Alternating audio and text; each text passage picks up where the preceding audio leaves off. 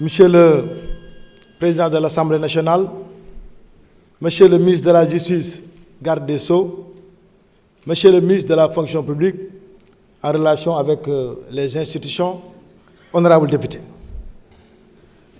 may ñëw tuuti di wax ci mbirum programme national de confectionnement de masques yi nga xam ne montant mi ngi tolloon ci 2,5 milliards francs CFA ñu attribué woon ko au ministère du développement industriel mu doon defar ay masques pour askan wi ci période mbas mi may fàttali rek tuuti di wax ne bin ñu joxee xaalis bi muy 2,5 milliards yi samay service nga xam ne ñooy gérer lépp lu jëm ci ay fourniture gérer nañ ko ci ni mu waree bi ñu nee xaalis bi dañ ko fayee en liquide ci la waa DIC convoqué tous les fournisseurs benn par benn te mi ngi ci rapport d'enquête bi ngeen tiim ñu laaj fournisseurs yi est-ce que fay nañ leen intégralement seen xaalis ñu génnee kayit waaye ne fay nañ leen intégralement seen xaalis mi ngi ci rapport bi ñu laaj leen est-ce que livré ngeen l'intégralité des masques ñu livré nañ l'intégralité des masques ñu laaj leen est-ce que joxu leen waa ministère de l'industrie dara pour guerre leen ñu ne joxuñu nu 50 nu Mali ñu ne délit bi lan la dañoo fayee en liquide ñoom naam samay service mais monsieur le ministre de la justice madame Aïssata Tall Sall ma nga fële ñeneen ñi ngi fi ñépp xam na ne le fait de payer en liquide n'est pas un délit pénal c'est une faute de gestion et li may wax lu leer laa wax c'est une faute de gestion boo xam ne ña ngi koy attee ca chambre de discipline financière de la cour des comptes te woo nañ bu yàgg le gestionnaire en question ak DAGE ba juger leen ba pare daan ya benn ba avertissement la wala baneen ba nekk ñu dagg la 1 mois de salaire wala 1 an de salaire kon jàpp naa ne mbir moomu féete woon na boor mbas mi mu amee am na ñoo xam ne sax bu seen waajur doon génn àddina sapeur pompier yi ñooy yóbbu dem di suul yi ñu ñëw ñu ne bi ñu distribuer masques yi wala dafa am ay quelques masques yu manqué yi parce que boo joxee duudu masque dafa war a signer décharger ainsi de suite jàppal bàyyil mais amul benn yoon fu ñu waxee ci production de masques yi dafa am lenn loo xam ne manqué na ci. li nga wax aussi également fii nga ne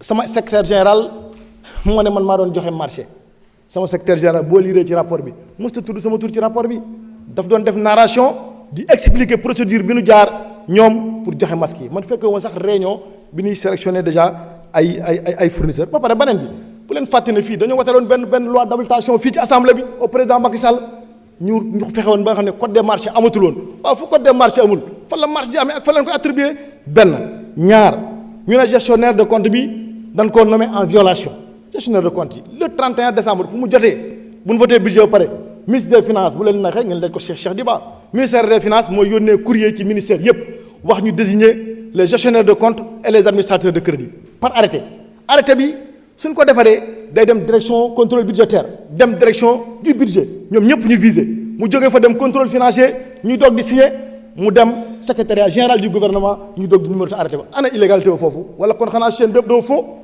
déjà benn mi ngi noonu beneen bi topp ñu ne la dame Mariéta Basse boo liiree enquête bi dañ koo laaj ndax xam nga mu ne xam na ma mais waxul ne benn yoon man maa ko fay ainsi de suite et puis loolu ay allégation la nit à chaque fois ñu ne diw nee na lii diw nee na lii man damaa jàpp ne nit bu ñu koy woo wala ñu koy teg dara dañu war a teg fondement yu wër sëkk xam ne diw nii moo def lii man je suis ministre de la République je ne suis pas administrateur de crédit ni ordinateur de dépense ni responsable de programme lan la mën a toppee lan laa def quel est le problème gis naa ne fii woon ngeen ma fi la fois dernière ci affaire tabaski ngom ci lan daf maa lebal damaa lebal xaalis dañ koo liggéey mu lebal ñu ko ñu déw dindi sama immunité parlementaire tey encore ñëw wataat et puis ñun affaire masque yi 2,5 milliards la 0,025% mi ngi mel la nga jël ak géej jël ci benn kaas bu ndaw jox ñu ko ñu ciy liggéey ana ñeneen ñi nga xam da leen joxoon ay 500 millions 500 milliards 300 milliards 400 milliards pourquoi ñu sélectionné 4 ministres ana yeneen ministres yi ana ñeneen ñi wala man Moustapha Diop man maay nooy neex ba nga xam ne saa yu ñëwee rek yëkkati sama unité parlementaire dem jaar seen yoon ànduma ci tey ànduma ci ëllëg léegi nag na assemblée bépp comme ni ma leen ko waxoon rek samay kàddu du changé na ngeen voté woon ci tabaski ngom maa leen ko ñaar yéen ñëpp ngeen voté ko man yàlla yaakaar taalibe Cheikh Ahmadou Bamba Khadim Rasulullah su may dund damay gore su may wéet damay gore yàlla laa yoru ma seeg immunité parlementaire suñu borom tawakkaltu ala la ragaluma dara wasalaamaaleykum wa rahmatullah jërëjëf Jërëjëf. Y a-t-il un orateur contre?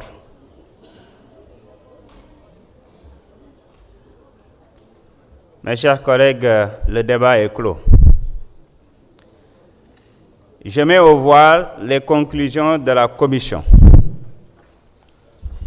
Man ngeen insérer seen ay carte ñi nga xam ne jotaguñu carte ñu signalé wu. Vote baa ngi tàmbali.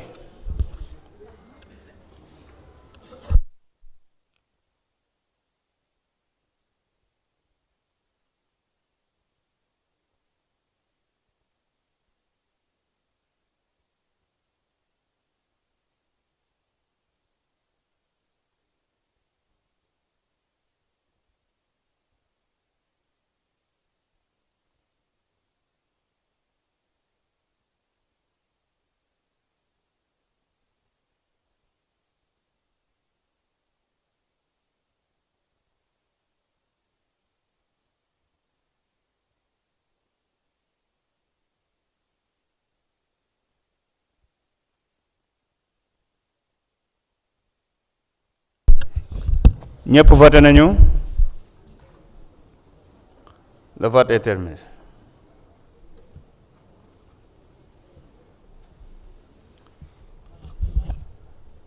Sur 165, nous avons enregistré une participation de 124, dont 16 délégations de vote.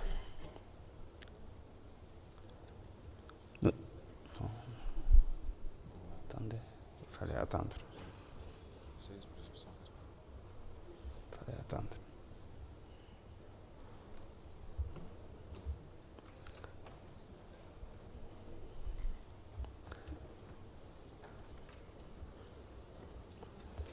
Sur les 124, 116 ont voté pour, 8 contre, abstention 0. L'Assemblée a adopté et par conséquent, l'immunité parlementaire de notre collègue Moustapha Diop est levée.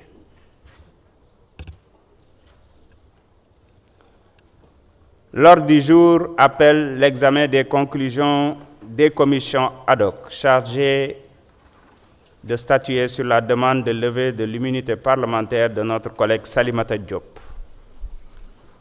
La parole est à notre collègue Marie-Angélique Diouf pour lecture du rapport.